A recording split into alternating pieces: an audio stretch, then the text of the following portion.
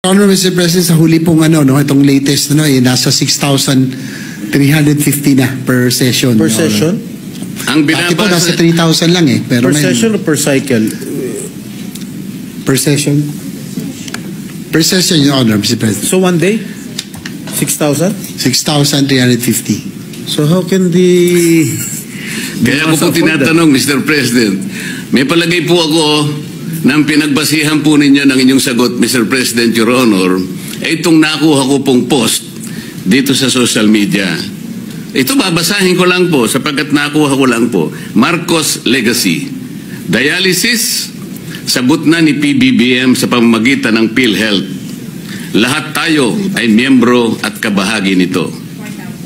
Ngayon po, sabi niya, second post, BBM Youth Movement, libre na ang dialysis.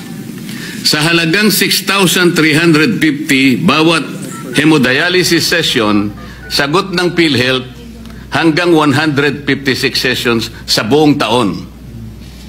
Ang tanong ko po, sino na naman po ang kumuwenta noong 6,350? Kasi po kanina, yung konsulta, nagtataka na rin po ang ating presiding officer kung sino ang kumuwenta ng 1,700. Saan po kinuha yung 6,350? Your Honor, Mr. President, dapat po sana under the UAC law, meron po tayo tinatawag na HTAC, yung Health Technology Assessment Council, na ito po ay mga panel of experts, mga spesyalista, na sila po dapat nagde-determine kung ano po yung mga anything technical, sila po dapat ang tinatanong.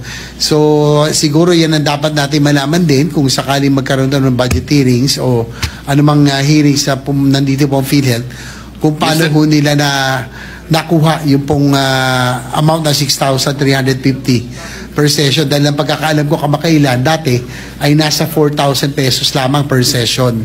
So nagulat din ako na medyo tumaas na ng 6,350 from about 4,000 pesos. You know? Yeah, Mr. President, if I may, dun sa 6,000 pesos, is that a government-owned hospital or private? 6,000? Any po, Mr. President, it's a government hospital or any private hospital as long as it's PhilHealth accredited, Your Honor. Kasi I just called up my brother who is undergoing dialysis. Tinanong ko lang kung magkano yung per session. Ang sinabi niya 10,000. Well, it's in a private hospital. Ako naman po, Mr. President, nagtanong-tanong po ako, ang nakukuha ko 500 to 600 pesos. Kasi per session. Per session po. Kasi kung 156 sessions per year, yung 6,350, halos 1,000,000 po yun sa isang taon.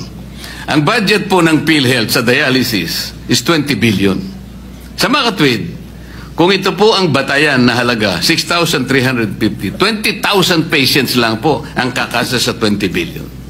Magkano po ba ang isang dialysis machine, Mr. President? Between 600 to 700 600 to 800 pesos. Kinuwenta ko na lamang po sa 500. Yun po yung nakukuha ko pong feedback sa mga nagpapadialysis. Hindi po dapat 20,000 ang magiginabang. Tinaas na naman po nila. At the very least, Mr. President, 240,000 ang dapat makinabang. Ito na naman po, pag hindi nyo binantayan, this is again a possible source of corruption. Maraming salamat po, Mr. President. Thank you, Senator Marcoleta, for enlightening us through your interpellation. Senator Erwin Tulfo.